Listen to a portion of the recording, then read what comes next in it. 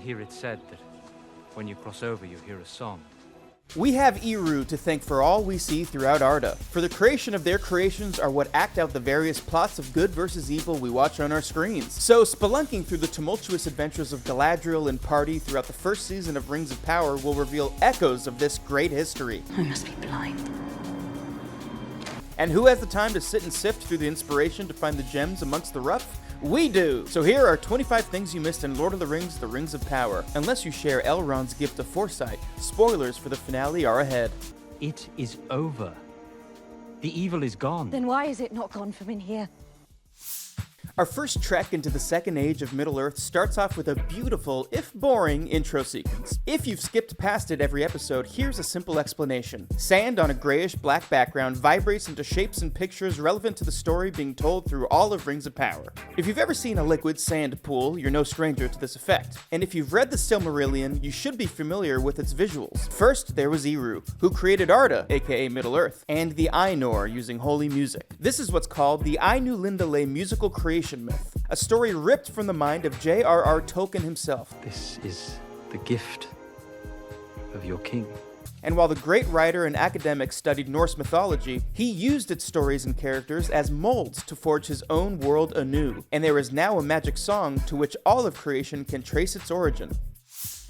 One of the running gags in Flight of the Conchords when it was on air was the fact that people only recognize New Zealand when The Lord of the Rings is brought up. Well, not to feed a fed horse, but the Lord of the Rings trilogy was shot primarily in New Zealand. But can you really blame Peter Jackson? It is a beautiful country whose landscape inspires the mind to travel to those corners of the imagination no other place can reach. And the Rings of Power are not about to drop a pretty big ball to New Zealand tourism, with Season 1 being filmed in the spiritual home of live-action Lord of the Rings New Zealand. All we ask is that Númenor continue his mercy. Ah, but here is the Shyamalan twist. It's not staying. Amazon has already said that Season 2 will be filmed in the UK, and there is a bittersweetness to that, as this all started with an English professor telling his children a bedtime story at night, slowly building upon the adventure one night at a time. Imagine being in a rural foreign land, filming for an epic TV show that will be the most expensive ever made, well, surpassing the films that paved the way for its creation. Now imagine for a moment that this small army of hardworking cast and crew members need to film a scene on the beach. What name would you think that beach has? Well, in a strange twist of fate, the crew got to decide just that, because when Galadriel is riding to the beach of Númenor, we get to see the sands of Pinnacle Beach in New Zealand, a previously unnamed remote piece of the shoreline only accessible via helicopter or boat. Besides real-life storybook-esque vistas and the use of magic, the majority of the effects you see on screen are completely real.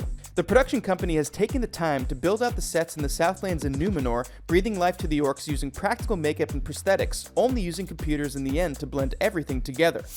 Their dedication to immersion doesn't end at the effects team, because one aspect of any TV show that can never be appreciated enough is the actors' ability to take their surroundings and stakes seriously. One way they've kept the performers in the lands of Middle-earth is by having the actual plants and animals you see on screen there on set. If there is an apple, it's really an apple. If there are flowers, there are really flowers. They even go as far as burning incense to complete the overall otherworldly feeling.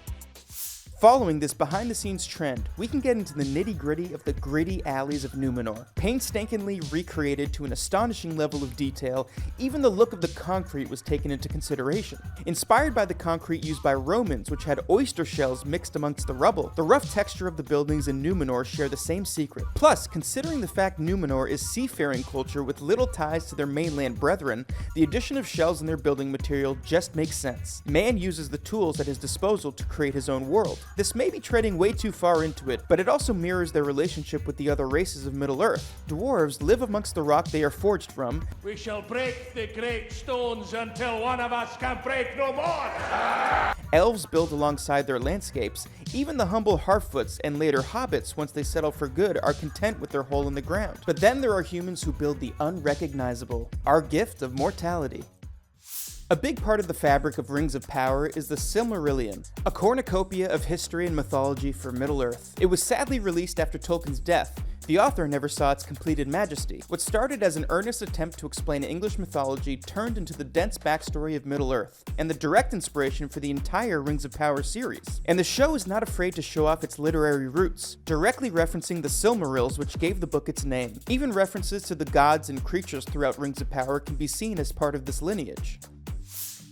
Controversies and anger rise when changes occur in every fandom. No matter the decision, there will always be an outcry from those who are faithful to a fault to the foundations of any work. And if you aren't one of these dedicated few, you may have missed just how quick things are churning in Middle-earth. We have characters like Isildur and the Stranger showing up thousands of years earlier than the books have them. Sauron returns to fool the elves for mere weeks instead of the hundreds of years. And what will be the most notable in the coming season is how quickly he will rise and fall from power. The feeble lives of men have doomed the series to bite a bullet and warp the world to tell a personable story with recurring characters who aren't the ever-dramatic elves. The show has addressed this in its own way, with Celebrimbor lamenting how quickly they must work to join the mithril. What should take centuries is done in weeks, in his own words. A nod to the rather rushed plot, given the majority of the show's characters would be dead in under 200 years' time. Seeing stones make another appearance and their round foreboding presence hold the same gravitas as ever before. Also known as the Palantiri, the bowling ball-sized orbs are mainly used to communicate with one another, like telepathic SMS. But we see them used for their secondary purpose, and that's old-school crystal ball fortune-telling. Now the one we see is in the hands of the Queen Regent Miriel, who foresaw the sinking of her Númenor. However, if we are to trust the source material, then the existence of one necessitated the existence of 6 others in Númenor. They will later be brought to Middle-earth after the tragic flood, if even for just one to get into the hands of Sauron. Bonus historical fact, George IV was a regent king himself after George III had gone absolutely insane, and both Miriel and George IV are doomed to a short rule once they get the throne. George dies after 10 years of being king, and Númenor is destined to sink.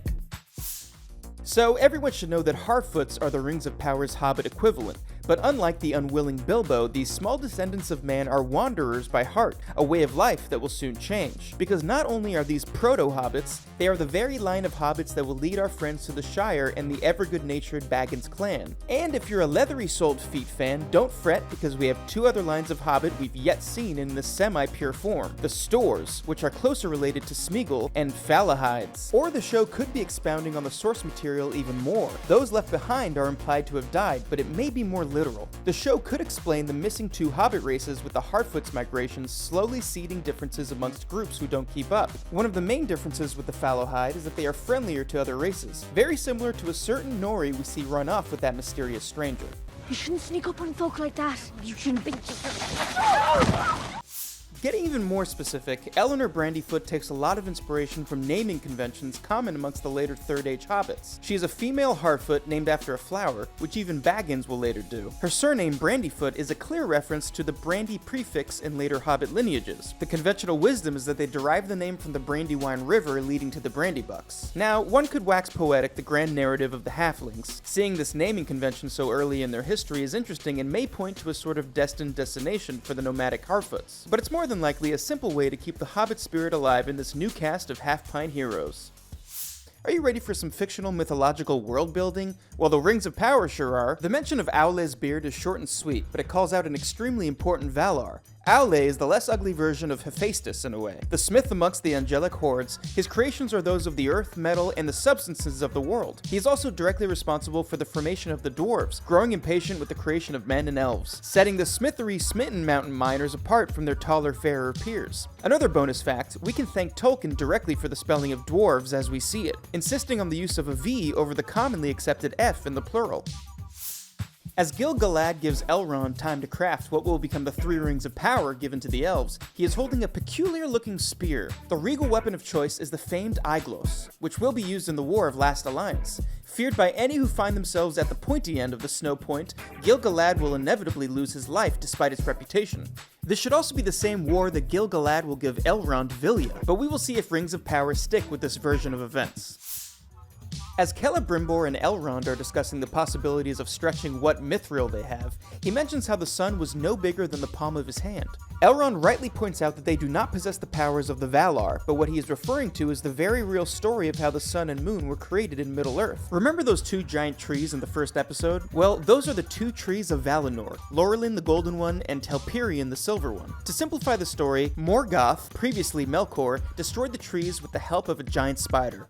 But, luckily 2 Valar saved a fruit of Laurelin and a flower of Telperion, which would become the sun and moon respectively. This is making molehills of mountains, mind you. The level of depth and immersion that is the extended Lord of the Rings mythos could fill the full library of Alexandria. Such a small reference portraying such a vast understanding of the history is outstanding. Okay, huge spoiler for the end of the season in this one. In a rather bland reveal, Halbrand is unmasked as the dreaded Sauron, and there is no bigger reference to the Lord of the Rings than the true Master of the One. And just in case you made it this far in the video and still didn't know, Sauron was a servant and successor to the evil known as Morgoth, or Melkor, the guy who destroyed those cool trees before. He couldn't have been a good boss though, being the embodiment of evil in Middle-earth and all. After his defeat the first time, he returns in the Second Age, slowly growing in power and creating the titular Rings of Power. We'll touch base on that now that I mention it. There are some changes with this one. Well, with a few of these, but I'll get to that. Just be patient. Halbrand's comment to Celebrimbor for the idea to amalgamate mithril with a complementary metal should have raised the hairs on the back of our collective necks. It helps that the camera holds his close-up for a few seconds longer than it should as he says it. Call it a gift is such an innocent phrase, yet implies his hidden dark nature. Even before the grand reveal of him being Sauron is mentioned, Lord of the Rings fans knew because of this innocuous phrase. A gift. I'll catch you up if you've lost the point. One of Sauron's many aliases is LotR, Lord of Gifts. This is the one he used in the traditional telling of the narrative when dealing with the elves in the Second Age. Obviously the difference is stark as he goes by Halbrand here, but the message was passed all the same. Fun little doublespeak, Halbrand's former master was more than likely Morgoth. Not that he would admit that to Celebrimbor, but any real human would know very little of the elven smith, less so know his work firsthand. When they are having their mind fight, Sauron urges Galadriel to join him in power, not only as an equal, but as his very own queen. Together, we can save this Middle-earth. When doing so, Sauron describes Galadriel the same way she would describe herself with the ring in her possession, giving the sentiment some real weight in retrospect, as she has first-hand knowledge and experience with the power she's been tempted with. This one is a bit nebulous, but hear us out. When the mithril is dropped into the gold and silver alloy, an alloy known as electrum by the way, it resembles the famous Eye of Sauron. This could just be reusing imagery, but it might be a way of involving the same emotion. The Eye is endlessly watching over Middle-earth, oppressing it with its near omniscience, and the creation of the rings is step one in getting to this all-powerful state he will seek in the start of the Third Age. There was a lot of mention of the unseen throughout Season 1, most notably would be while creating the Rings of Power. This is the layer of reality in Middle-earth where magic kind of lives. It's complicated. For a simple understanding, all that really matters is this is the world where the ring wraiths can see any who wear the One Ring, and vice versa. Here lay the complications of the condensing happening to the story of the Rings of Power. Fans would know that these first three are the last three in the books, being forged free of Sauron's involvement and after the creation of the other 16. And 9. 9 rings were gifted to the race of men. This also makes them the most powerful, besides the one, of course. Poor Isildur. Yet another big name is kind of, almost, but not really, is revealed in the final hour of the season. The Stranger speaks more fluently now, and this wizard speaks Lord of the Rings. One of the many memorable moments involving Gandalf the Grey is his advice of following his nose to find the right path. A silly yet effective solution, and the Astari we meet in Rings of Power shares a similar advice to Nori. It also helps that he is wearing grayish cloth and uses a staff to harness his power. But similarities are not the same as concrete proof, it's the same character. Remember what happened to Elijah Wood in Spy Kids 3D. Just me? For all we know, this is one of the lost blue wizards. We'll just have to wait until Season 2 to find out. Sadik Burrows responds almost knowingly that some trees talk, and in any other work of fiction this would just be a silly response from the elderly wise men of the group. But in Middle-earth we know all too well that some trees do in fact talk, the trees in question being the Ent, a race of moving speaking tree, whose story is tragic. We may get to see them before their glacial lonesome decline though. The elves have the sight equivalent to their space age update Vulcans have to hearing, meaning it's very, very, very good. Isildur noticed this as well. Episode 6 has him quote this very famous line his descendant will use when talking to Legolas. Keen are the eyes of the elves, and it doesn't require a keen eye to see that. Finally, ending on poetry is always a good way to leave any experience. Typically takes you people weeks just to decide to take a shit. If I may. And in this case, we can thank Poppy Proudfellow for singing her parents' songs to the nomads that are the Harfoots. In it, the phrase, "Not all who wonder or wander are lost." Could this be the inspiration for Gandalf's instructions to Frodo? The book recalls Gandalf sending a letter to Frodo with a poem he could use to determine who is truly Aragorn. But what does this poem have to do with the Rings of Power? Well, just a reminder that the Stranger is arguably Gandalf at this point. The poem has the line, "Not all those who wander are lost." So that's all we have time for today. We hope you enjoyed the video, and go reread the books and stories that inspired all of this. It's over. It will give you a new appreciation for the world we've come to love. Have a wonderful day.